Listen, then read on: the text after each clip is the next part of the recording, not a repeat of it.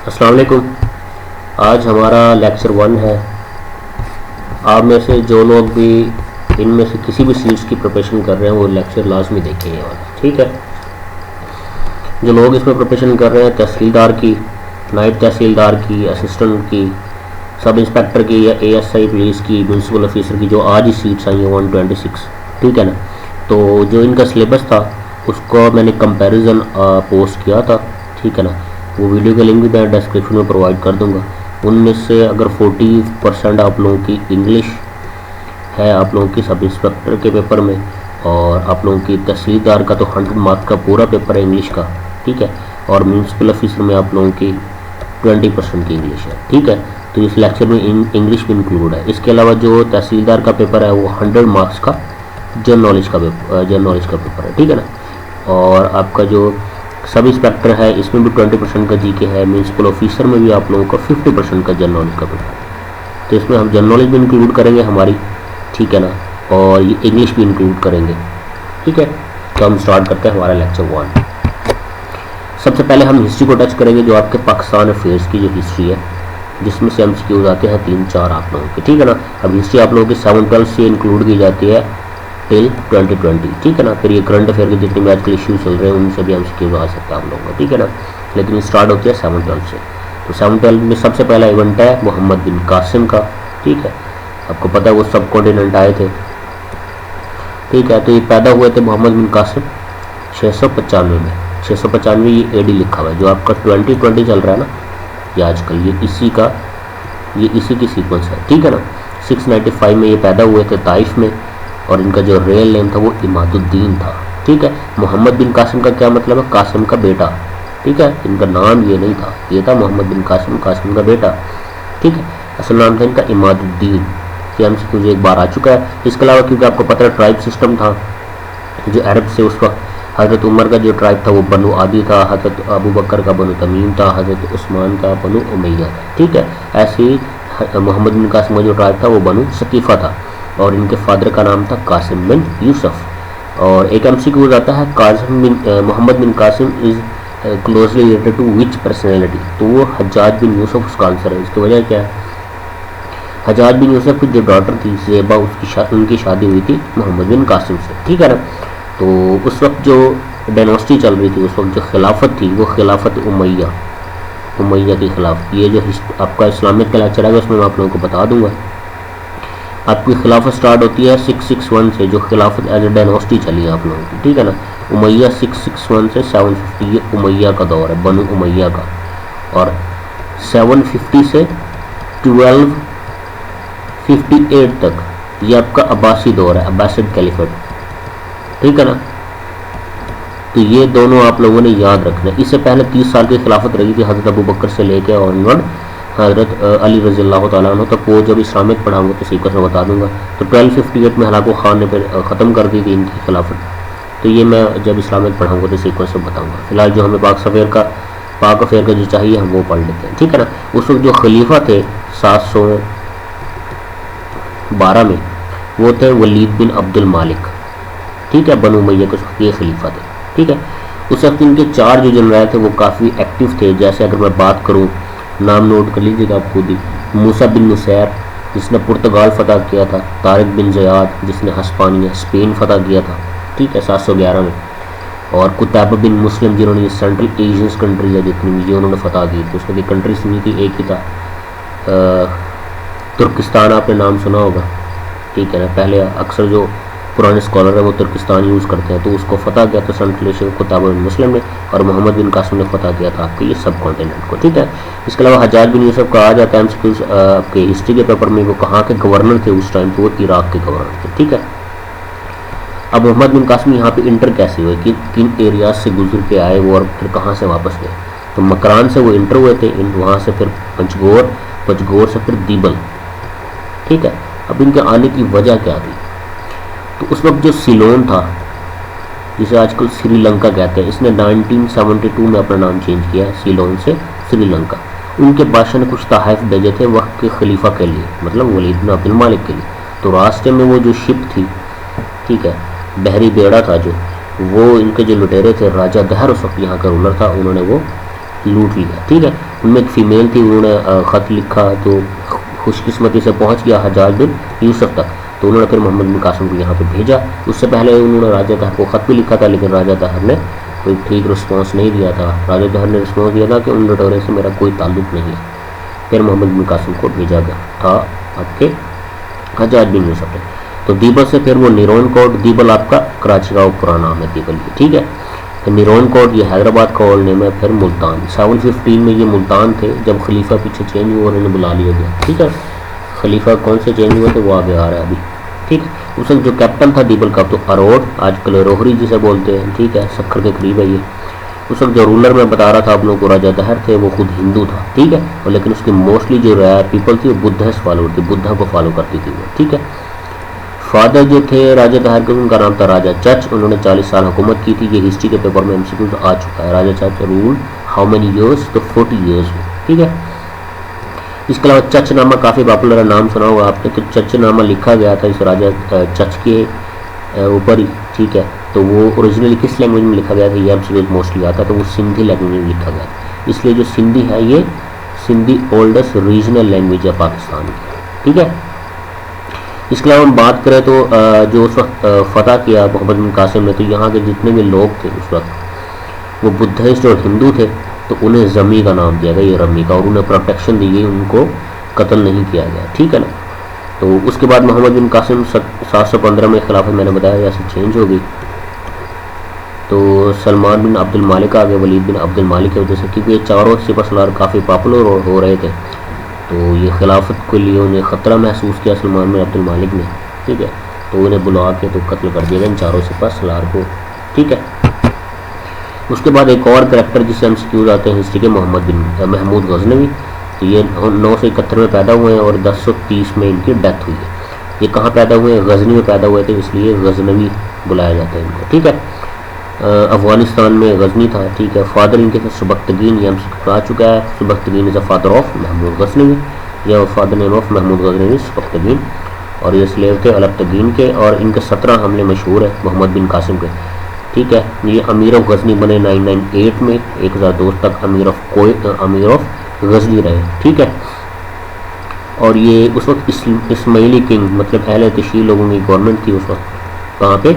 गजनी में। तो उनको हराया इसने 998 में, और ये अमीर बन गए। उसके बाद 1002 से 1030 तक ये अपनी डेथ तक सुल्तान ऑफ गजनी रहा, और गजनी में ये दफन है। ठीक है, इसका जो फर्स्ट अटैक था वो था तक्षशिला, जो आजकल टैक्सला कहलाता है। उस वक्त जो किंग थे राजा जयपाल टैक्सला के, जब गजनवी ने हमला किया और जब वो हारने लगा, हार के करीब था, तो उसने सुसाइड कर लिया था राजा जयपाल ने। उसका जो सन था राजा अनंतपाल, तो उसने बदला लेने की कोशिश की थी 1001 में, गजनी के साथ फाइट की, मगर वो हार गया इसमें और मारा गया। ठीक है, अपने बाप के सुसाइड का बदला लेना चाह रहा था ये। ठीक है, देन वी हैव 1026 1026, तो ये काफ़ी पॉपुलर इवेंट है, काफ़ी बार एमसीक्यूज आ चुका है। सोमनाथ का मंदिर जो काठियावाड़ गुजरात में उस वक्त था, ये महमूद गजनवी ने गिराया था, और वो महमूद गजनवी का 16वां अटैक था, 16th अटैक था। ठीक है, 1010 में इसने मुल्तान को फतह किया था। यहाँ भी उस वक्त इस्माइली जो थे किंग थे, उनको डिफीट किया था इसने। 1027 में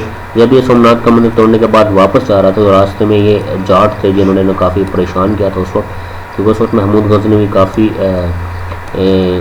ज़ख्म थे, उसको इंजर्ड था वो 16th अटैक से, सोमनाथ का मंदिर तोड़ गया। उस वक्त तो वो चला गया, फिर वो वापस आया और उन्होंने इनको भी हराया, तो 17वां अटैक वहाँ पे उनका। तो ये 16th अटैक है जो कि किया था सोमनाथ मंदिर पे, ना कि 17th। ठीक है, तो इनको टाइटल दिया जाता है स्कॉलर किडनैपर। ये क्यों दिया जाता है? क्योंकि मोस्टली जो स्कॉलर थे उस प्रेजेंट टाइम के, वो भी अपने साथ ही रखते थे समाज को। जैसे अल-बैरूनी की बात करूँ, इनके साथ ही वो आए थे सब कॉन्टिनेंट में। यहाँ पे उसने काफ़ी ऑब्जर्व किया सब कॉन्टिनेंट को। उन्होंने बुक लिखी किताबुल हिंद, और दूसरी कानून मसीद और ज़मीन का रेडस में उन्होंने यहीं पे गुजरात में ही बैठ के उन्होंने ये मैयर किया था, जो कि करंट जो आजकल है उससे थोड़ा इसमें डिफरेंस है।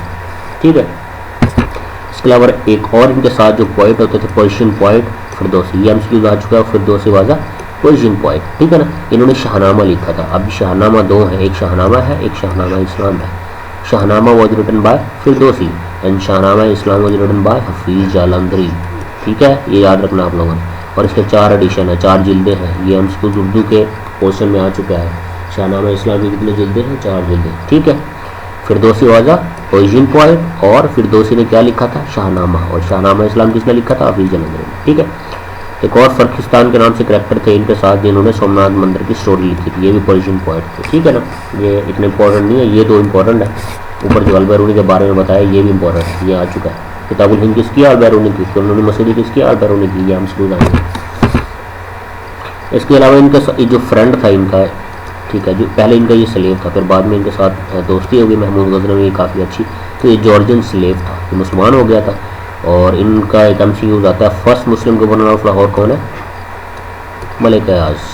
ठीक है ना, ये इनका नाम है, पहले मुस्लिम गवर्नर ऑफ लाहौर यही थे, ये याद रखिएगा नाम, एक बार MCQ आ चुका है। ये ब्रीड कहाँ पे, लाहौर में ब्रीड है, और ये जॉर्जियन स्लेव थे। ठीक है। उसके बाद सुल्तान मसूद गजनवी, महमूद गजनवी के बेटे, उनके डेथ के बाद उन्होंने संभाला फिर थ्रोन।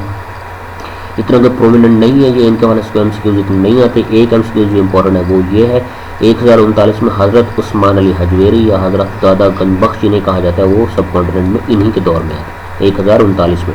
इन्होंने एक बुक लिखी है कशफुल मुजहिब, ये काफ़ी बार MCQ आ चुका है। कशफुल मुजहिब वॉज रिटन बाय हज़रत दादा गंजबख्श या हज़रत उस्मान अली हजवेरी, याद रखिएगा। अच्छा, वो तो हमारा हो गया, ये क्वेश्चन हमारा था हिस्ट्री का, यहाँ से हमारे 3-4 MCQs कवर हो जाएंगे। लेकिन स्पेस साइंसेस से जो हमारे MCQs आते हैं, ठीक है ना, यूनिवर्स से जो MCQs आते हैं, ठीक है, पहले तो याद रखें स्टडी ऑफ यूनिवर्स क्या कहलाती है, कॉस्मोलॉजी। ठीक है, कॉस्मोलॉजी स्टडी ऑफ यूनिवर्स। ठीक है। अब ये क्या है, क्या सीक्वेंस है, मैंने क्यों लिखा हुआ है, my very educated mother just served us food, तो ये प्लेनेट के नेम लिखे हैं सीक्वेंस में। सबसे पहले सन आप लोगों का, सन तो स्टार है, फिर प्लेनेट आप लोगों के हैं, M से Mercury, then we have Venus, फिर E से आपका अर्थ है जहाँ पे हम रह रहे हैं। ठीक है। फिर मार्स मदर से, फिर हमारे पास जुपिटर, फिर हमारे पास Saturn, then we have Uranus U से, ये भी प्लेनेट है। ठीक है। फिर लास्ट पे है नेपच्यून। अब जो इनमें क्या MCQs आते हैं, पहले तो सीक्वेंस में आ जाता है, सन के सबसे करीब कौन सा है, तो मरकरी है, सेकंड पे वीनस है, थर्ड पे अर्थ, फोर्थ पे मार्स है, देन जुपिटर, सैटर्न, फिर यूरेनस, फिर नेपच्यून। ठीक है। तो सबसे बड़ा प्लेनेट यहाँ पे क्या है, जुपिटर, इसको फेल्ड स्टार भी बोलते हैं। क्या बोलते हैं, फेल्ड स्टार। ये स्टार ही बनना चाहता था, ठीक है, सन की तरह, ये चाहता था मेरे गिर्द भी काफ़ी प्लेनेट घूमते हों, साइज़ में बहुत बड़ा ये, ठीक है ना। और 79 इसके मून है जिसे नेचुरल सैटेलाइट बोलते हैं। ठीक है। ये भी इसलिए फील्ड स्टार बोलते हैं, ये स्टार बनना चाहता था सन की तरह, लेकिन ये बन नहीं सका, लेकिन साइज़ इसका बहुत बड़ा है। ठीक है। इन सब प्लैनेट्स में सबसे बड़ा साइज़ जुपिटर का है, देन सैटर्न का आप लोग, इसका बहुत बड़ा साइज़ है। ठीक है। जुपिटर का आप यूट्यूब से वीडियोस मिल जाएंगी, देखिएगा ज़रा। एक आपका जो है देखो सुनो जानो एक चैनल है, पाकिस्तानी है वो, ठीक है ना, उस पर आप ये वीडियोस वगैरह देख सकते हैं इनकी, वहाँ से काफ़ी चीज़ें आपको नॉलेज मिल जाएगी वहाँ से। ठीक है ना। तो यहाँ पे सबसे हॉटेस्ट प्लैनेट पूछा जाता कौन सा है, वीनस सबसे हॉटेस्ट प्लैनेट है। ठीक है। क्या वजह है, इसके गिर सारी कार्बन डाइऑक्साइड जमा हुई है। ठीक है ना। ग्लोबल वार्मिंग का नाम सुना होगा, जैसी सन रेंज इसके ऊपर आती है वो वापस नहीं जा सकती, फिर वो ग्लोबल वार्मिंग के जो ऊपर बादल बने हुए कार्बन डाइऑक्साइड के, उसे टकरा के फिर वापस अर्थ से टकराती है, फिर वो जाती है, जब तक उनको वापस जाने का रास्ता नहीं मिलता, तो जिसकी वजह से 95% यहाँ पे कार्बन की वजह से इसका टेम्परेचर एवरेज 450 डिग्री सेंटीग्रेड है। हमारा कितना होता है एवरेज 15। ठीक है। तो ये 450 डिग्री सेंटीग्रेड सबसे हॉटेस्ट प्लैनेट, इसको मॉर्निंग और इवनिंग स्टार भी बोलते हैं। क्या बोलते हैं, मॉर्निंग एंड इवनिंग स्टार। ठीक है। क्यों बोला जाता है, जो सबसे बड़ा आसमान में तारा नजर आता है, आसमान देखेंगे आप लोग, सबसे बड़ा जो तारा नजर आएगा आप लोगों को वो वीनस ही होता है एक्चुअली, क्लोज, सबसे क्लोज हमसे वीनस है। ठीक है, अर्थ से। उसके बाद आपका मार्स है, मार्स के 2 मून है। ये मैं आपको शॉर्ट वीडियोस बनाऊंगा छोटी छोटी, तो वो मैं पोस्ट कर दूंगा, तो आप लोगों ने वो देखनी है इन प्लैनेट्स पे ना, इनमें जितने MCQs आते हैं इनके हवाले से वो उसमें डाल दूंगा। ठीक है।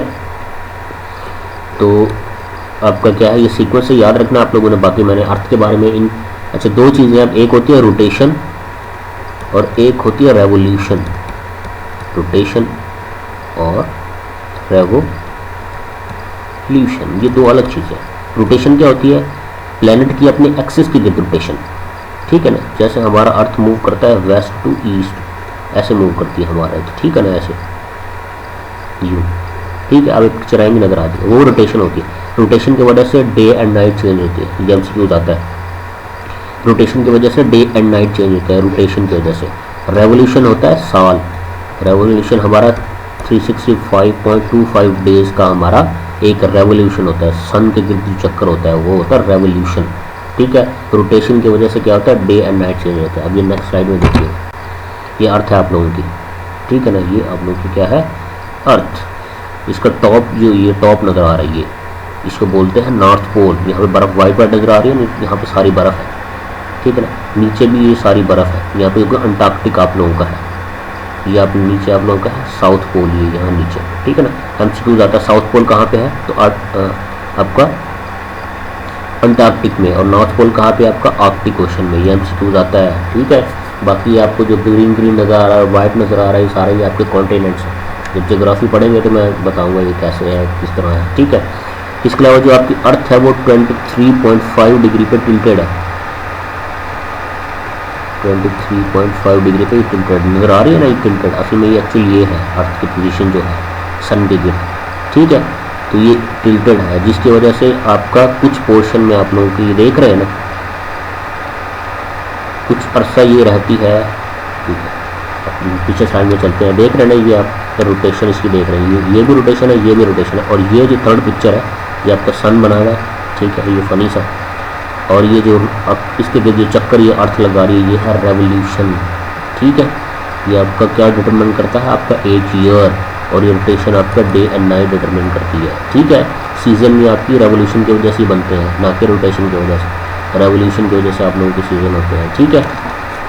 अब जरा एक मिनट यहाँ पे देख रहे हैं, ये आप सपोज करें आपकी ये अर्थ है, ठीक है, क्योंकि ये टिल्टेड है, जिसकी वजह से ये आपका नॉर्थ पोल है, ये आप लोगों का साउथ पोल है, ठीक है।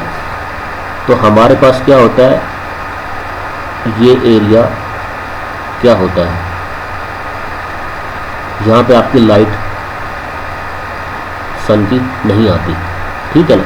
ये जो नीचे वाला साउथ पोल है, ठीक है, जब होती है सुबह यहाँ पे, ठीक है, इस एरिया में तो लाइट आ जाती है, ठीक है ना, रोशनी आ जाती है सन की। लेकिन ये जो नीचे वाला एरिया है यहाँ पे साउथ पोल पे नहीं आती, तो ये 6 मंथ क्या रहता है यहाँ पे, नाइट। और फिर जब ये पोजीशन चेंज हो जाती है, अर्थ आधा सर्कल कंप्लीट कर, रेवोल्यूशन कंप्लीट कर लेती है सन के, फिर पोजीशन होती है चेंज, ठीक है ना। फिर हो जाती है आप लोगों की पोजीशन यूँ, ठीक है ना। फिर ये वाला एरिया आप लोगों का सारा, बल्कि ये सही नहीं बना,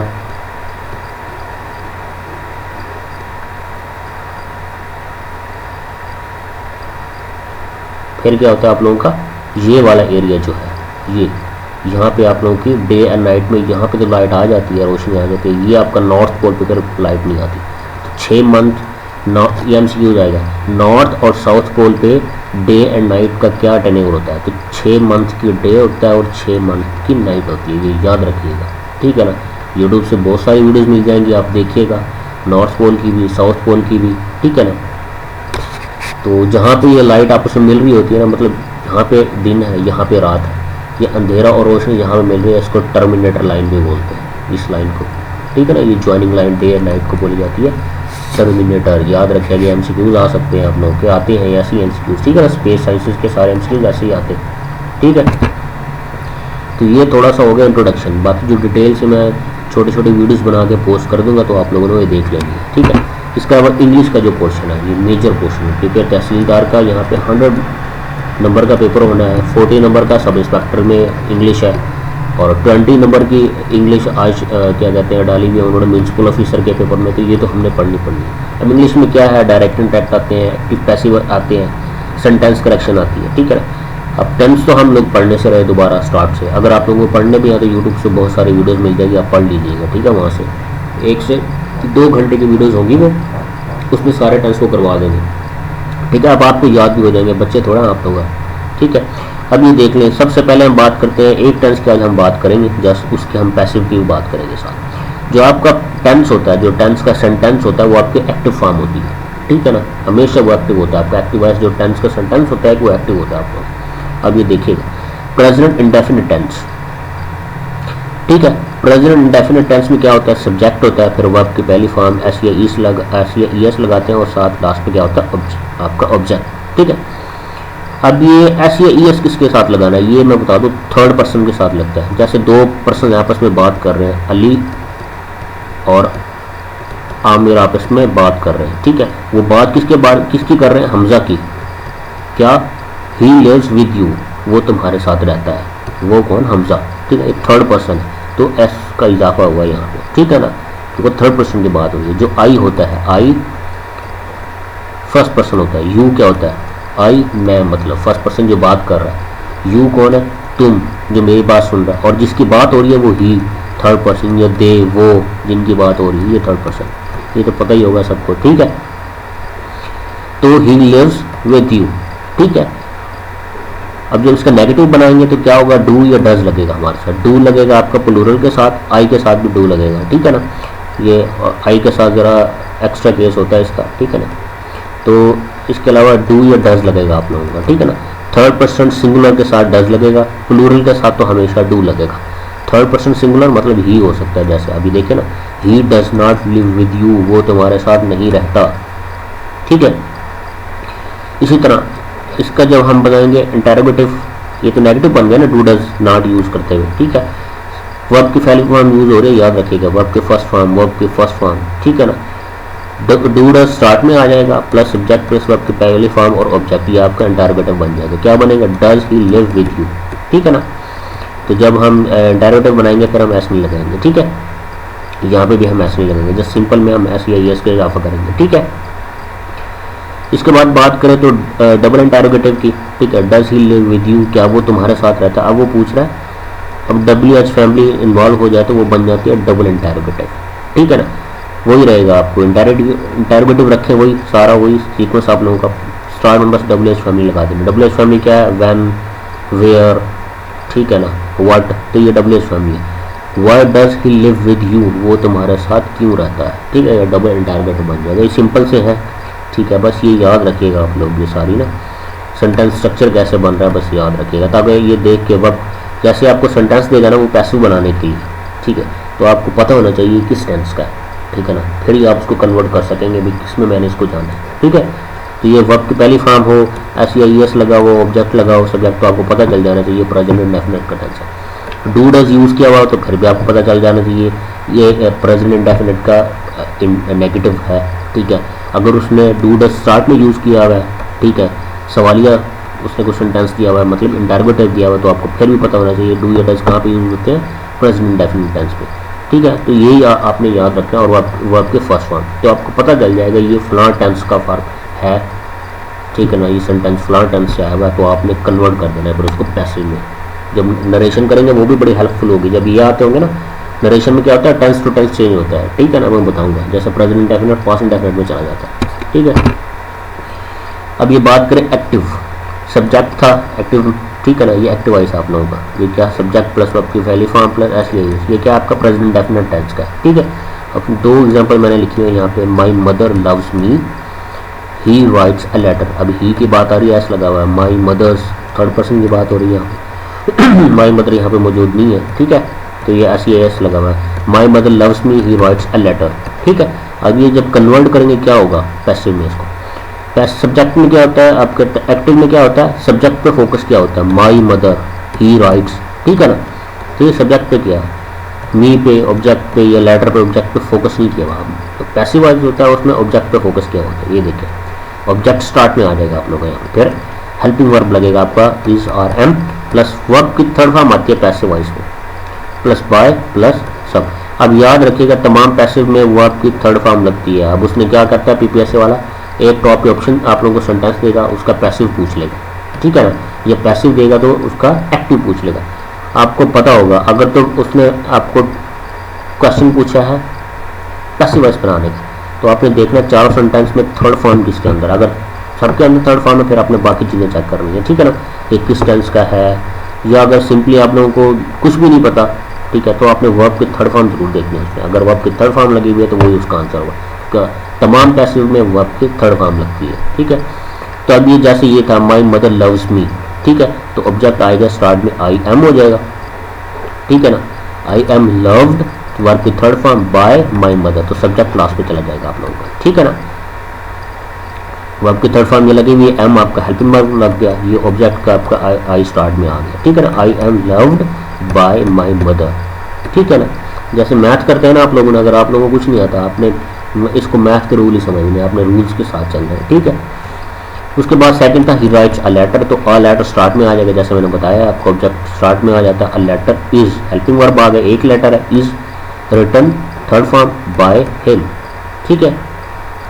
अगर शी राइट्स अ लेटर होता a letter is written by her आ जाता है, ठीक है। तो ये आपने ज़रा ध्यान रखना है, वो इनको भी चेंज करता है, कभी इसकी जगह वो हर दे देगा, ठीक है, यहाँ पे ही होगा तो फिर वो यहाँ पे हिम में आएगा, तो बस ध्यान रखना आप लोगों ने। अब ये सेकंड में हमारा नेगेटिव का हमने कैसे पैसिव बनाना है, तो नेगेटिव कैसे था, subject plus do does plus not plus verb की पहली फॉर्म और ऑब्जेक्ट। तो अली एग्जांपल हमारे पास, Ali does not read English. Second है हमारे पास, teachers do not punish students nowadays. अब डू क्यों आएगा, मैंने बताया था, जो प्लूरल के साथ आप लोगों का डू आएगा, ठीक है ना। एक से ज़्यादा है ना, ये टीचर्स की बात हो रही है, सिंगुलर नहीं है ये।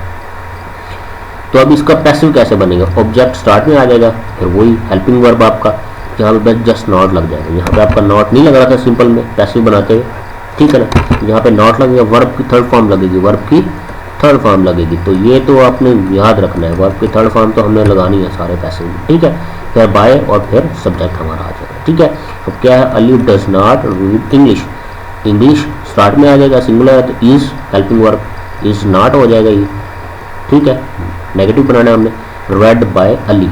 अभी रीड आप कह रहे हो स्पेलिंग तो सेम है, लेकिन ये थर्ड फॉर्म है, रीड रेड रेड होता है, तो ये रेड है, ठीक है ना, पढ़ते इसको रेड है, स्पेल इसके सेम ही है, ठीक है।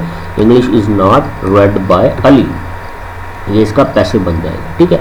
दूसरा था teachers do not punish students nowadays, object start में लेना, स्टूडेंट्स हमारा क्या है ऑब्जेक्ट, स्टूडेंट्स, क्योंकि एक से ज़्यादा है तो स्टूडेंट्स आर नॉट वर्ब की third form punished bye teachers nowadays, ठीक है। तो इस तरह आपने एक्टिव से पैसिव कैसे बनाना है ये याद रखना आप लोगों ने, ये पहला टेंस आप लोगों का आज हो जाएगा, ऐसे ही हम सारे टेंस कर लेंगे, ठीक है। उसके बाद हम बात करेंगे एक्टिव वॉइस आपके इंटेरोगेटिव, ठीक है, सवालिया जो होते हैं। अब डू डज उसके स्टार्ट में होता था, जो हमारा टेंस होता था, प्लस सब्जेक्ट होता था, हमारा वर्ब की फर्स्ट फॉर्म होती थी और ऑब्जेक्ट होता था, ठीक है। अब जैसे एग्जांपल है, do you play PUBG. Second example है, does she wash your clothes, ठीक है। अभी हमारे पास दो एग्जांपल है, ठीक है। अब डू देखते मुझे पता चल गया प्रेजेंट इंडेफिनिट का इंटरगेटिव है, ठीक है। डज देखते मुझे पता चल गया ये प्रेजेंट इंडेफिनिट का इंटरगेटिव है, ठीक है। वर्ब की फर्स्ट फॉर्म भी लगी हुई है, प्ले वॉश, तो मुझे पता चल गया ये प्रेजेंट इंडेफिनिट का ही टेंस है, तो मुझे उसका ही पैसिव बनाना है, ठीक है। तो इसमें क्या होगा, जैसे लास्ट में हमने क्या किया, is are am helping verb use करेंगे, बस ये क्या करना आपने, हेल्पिंग वर्ब स्टार्ट में आ जाएगा, is are am plus object, verb की तो थर्ड फॉर्म ही लगनी है, वो तो चेंज होने से रहे, बाय प्लस सब्जेक्ट, ठीक है। तो क्या हो जाएगा, इज, क्योंकि पबजी एक है ना, सिंगुलर चीज़ है, इज पबजी वर्ब की third form played by you, ठीक है ना। Do you play PUBG, is PUBG played by you, ठीक है। सेकंड था, does she wash your clothes, तो क्लॉथ्स क्योंकि एक से ज़्यादा है तो are your clothes washed by her, ठीक है। तो इस तरह आप लोगों का पैसिव बन जाएगा इसका, ठीक है। बस टेंस का समझ आ गया ना, किस टेंस का है, फिर तो आप बना लेंगे, ठीक है। उसके बाद हमारे पास डबल इंटरोगेटिव था, मैंने बताया था आप लोगों को, उसमें कुछ भी चेंज नहीं होता, नेगेटिव के साथ आप लोगों को क्या लग जाता है, इंटरोगेटिव के साथ आपको क्या लग जाता है, डबल फैमिली, तो डबल इंटरोगेटिव हो जाता है आप लोगों का। जैसे अभी Y do you play PUBG, पीछे था डू यू प्ले पबजी, अब क्या है Y do you play PUBG, ठीक है, तुम पबजी क्यों खेलते हो। इसमें कुछ नहीं, सिंपल है, वही जैसे स्टार्ट में बनाया था इंटरोगेटिव का सारा वही है, बस स्टार्ट में क्या करना है, डब्ल्यू एच फैमिली लगा देंगे, ठीक है ना। अब why do you play PUBG, तो why is PUBG played by you, W H family helping verb start में, क्योंकि इंटरोगेटिव सेंटेंस है, पबजी प्लेड वर्ब की थर्ड फॉर्म बाय और फिर लास्ट पे यू, ठीक है, मतलब सब्जेक्ट आप लोगों को। इंग्लिश का ये आपका प्रेजेंट इंडेफिनिट हो गया, ठीक है ना। इसके अब एक्टिव से पैसिव आपको बना लेने चाहिए आप लोगों को, ठीक है ना। ये याद रखिएगा, सेंटेंस स्ट्रक्चर याद रखिएगा, और पैसिव में हमेशा वर्ब की थर्ड फॉर्म लगती है, क्या लगती है, वर्ब की थर्ड फॉर्म, ठीक है। दो तीन चीज़ें हैं, बस वो याद रखिएगा आप लोग। अभी कुछ सिनोनिम्स और एंटोनिम्स मैंने निकाले हैं आप लोगों के लिए, पास पेपर के हैं, ठीक है ना। मोस्टली जो पीपीएससी के पेपर होते हैं, ठीक है, उसमें पास पेपर सी वो दे रहा है मैक्सिमम, ठीक है ना। आप पेपर उठा के देख लें, जो अब करंट में भी हुए हैं वो पास पेपर से दे रहा है, ठीक है। अब ये आपके सिनोनिम्स लिखे हुए हैं, उर्दू मीनिंग लिखा हुआ साथ, फिर उनके जो उसने आंसर दिए हुए हैं, ठीक है। उसके बाद ये एंटोनिम्स, ठीक है, ये आपके सिनोनिम्स है, ये आपके एंटोनिम्स है। 10 सिनोनिम्स हैं आज की डेट में हमारे और 10 एंटोनिम्स। एंग्विश का एक आया हुआ है, ठीक है, इसका मतलब क्या होता है? इसका मतलब होता है तकलीफ देह, ठीक है ना। मतलब किसी को तकलीफ देना, अजियत दे कोई चीज़ हो तो वो अगोनी उसका एमसीक्यूज में आपका इसका सिनोनिम है। सिनोनिम्स काफ़ी होंगे, ठीक है, ये मैं वो बता रहा हूँ जो वो पास पेपर में यूज़ कर रहा है, ठीक है ना। तो अगोनी का भी मतलब भी होता है अजियत, ठीक है ना, अंगश अगोनी। अबेंडन होता है छोड़ देना, ठीक है। विकेट का भी मतलब होता है छोड़ देना, ठीक है ना। अबेंडन कर देना, छोड़ देना किसी काम को, कोई चीज़ छोड़ देना, ठीक है ना। विकेट का भी मतलब होता है छोड़ देना, विकेट क्या होता है खाली, ठीक है ना। रिपेड छूट, ठीक है ना। तो डिस्काउंट, रिबेट होता है छूट, डिस्काउंट जैसे हम करवा लेते हैं, ठीक है ना। शॉप पे जाते हैं, हम किसी चीज़ पर डिस्काउंट करवाते हैं तो वो रिबेट होता है, तो इसका सिनोनिम्स है डिस्काउंट या रिबेट, कुछ भी आप यूज़ कर सकते हैं। उसके अलावा ऑफ द रेट, ये होता है सख्त, तो इसका स्टेपबर्न आप लोगों का सिनोनिम्स आएगा, ठीक है ना। इसके बहुत सारे सिनोनिम्स निकल सकते हैं, लेकिन मैं आपको बार बार बता रहा हूँ, मैं वो यूज़ कर रहा हूँ जो पास पेपर में वो यूज़ कर रहा है, क्योंकि मोस्टली अपने पास पेपर के ही वो यूज़ करता है पीपीएससी वाला, ठीक है। डेविलिश का है शैतानी, तो स्टैनिक इसका आंसर होगा, ये इसका सिनोनिम्स है डेविलिश का स्टैनिक, तो ये शैतानी होता है, ठीक है। रेडेंट होता है आपका चमकदार, तो इसका ग्लोइंग। अब उसने 2 ऑप्शन दिए हुए हैं, ग्लिटरिंग एंड ग्लोइंग, ठीक है, तो आपने ग्लोइंग टिक करना है, याद रखिएगा। इन्फिनिटेसिमल आपका होता है लातादाद, तो इसका सिनोनिम्स आपका मिनिसिकल, ठीक है ना, ये याद रखना आप लोगों ने। ये डेली आप लोग 10-10 याद करेंगे, इनको बार बार पढ़ना आप लोगों ने, जितनी बार पढ़ेंगे उतने माइंड में ये रहेंगे आप लोगों को, ठीक है। इंसिस्टेंट लगातार, ठीक है ना, कॉन्टिन्यूस मतलब, तो इसका सिनोनिम्स भी क्या होगा? कॉन्टिन्यूस, ठीक है। अडेयर मतलब अमल करना, स्टिक का मतलब भी अमल करना होता है, ठीक है, तो ये दोनों सिनोनिम्स हैं। फैनेटिकल होता है दीवाना हो जाना, ठीक है ना, तो ऑब्सेसिव उसका सिनोनिम्स है हमारे पास, ठीक है। इसके बाद अब एंटोनिम्स है हमारे पास 10। विनिडिक्टिव पहला हमारे पास वर्ड है, इसका मतलब है इंतकामी, तो इसका होगा फॉरगिविंग। रिवेंजफुल होता है, इसका अगर सिनोनिम्स पूछेगा तो होगा रिवेंजफुल, ठीक है ना, किसी से रिवेंज लेना। विनिडिक्टिव का होता है इंतकाम, ठीक है, तो फॉरगिविंग इसका एंटोनिम हो जाएगा, तो माफ़ करना। ऑब्सक्योर का होता है गैर वाज़े, एक्सप्लिसिट का होता है बहुत वाज़े, ठीक है ना। ऑब्सक्योर होता है गैर वाज़े आप लोगों का, ठीक है, तो एक्सप्लिसिट इसका एंटोनिम होगा आप लोगों का, ये होता है वाज़े, इसका मतलब होता है वाज़े, ठीक है। फिर हमारे पास क्लैरिटी, वाज़े, शफाफ, सबको पता है, ये तो कॉमन वर्ड यूज़ होता है क्लैरिटी, तो इसका होगा कन्फ्यूजन, ठीक है, एंटोनिम। रिलिंक्विश हमारे पास एक वर्ड है, दस्तबरदार होना, छोड़ देना, ठीक है ना। जैसे अब इसका क्या होगा? एंटोनिम होगा अज्यूम, ठीक है ना। दस्तबरदार होना, कोई छोड़ देना, कोई सीट छोड़ देना, अज्यूम, ठीक है ना, अज्यूम कर देना, ठीक है, कोई चार्ज ले लेना आप लोगों को, ठीक है ना। तो ये दस्तबरदार होना, रिलिंक्विश, अज्यूम होना, मतलब कोई आप लोग चार्ज संभाल लेते हो, किसी चार्ज से दस्तबरदार होता है तो रिलिंक्विश को चार्ज संभाल है तो वो अज्यूम करता है वो चार्ज, ठीक है।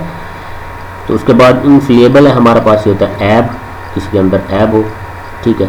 इम्प्लीकेबल इसके लिए सिनोनिम होगा, ठीक है, और इसका फ्लॉलेस होगा बेऐब, ठीक है, जिसमें कोई ऐब ना हो तो वो फ्लॉलेस होता है, ठीक है। इनफ्लेबल होता है ऐब। डिनाउंस हमारे पास वर्ड है, इसका मतलब होता है मलामत करना, ठीक है ना, किसी को बुरा भला कहना, ठीक है, या इसको मतलब हो सकता है डिफेंड करना, इसका एंटोनिम होगा हमारे पास, ठीक है। मलामत का एंटोनिम हमारे पास होगा डिफेंड करना। डिनाउंस होता है मलामत करना, मुझे, ठीक है ना, और डिफेंड का मतलब है किसी को सपोर्ट करना, मतलब कोई बुरा काम कर रहा है, ठीक है, आप उसको क्या कर रहे हो? डिनाउंस कर रहे हो। कोई अच्छा बंदा है तो कोई बुरा काम करेगा तो अच्छा बंदा कहेगा तुमने बुरा काम किया, तो वो डिनाउंस करेगा उसको, ठीक है ना।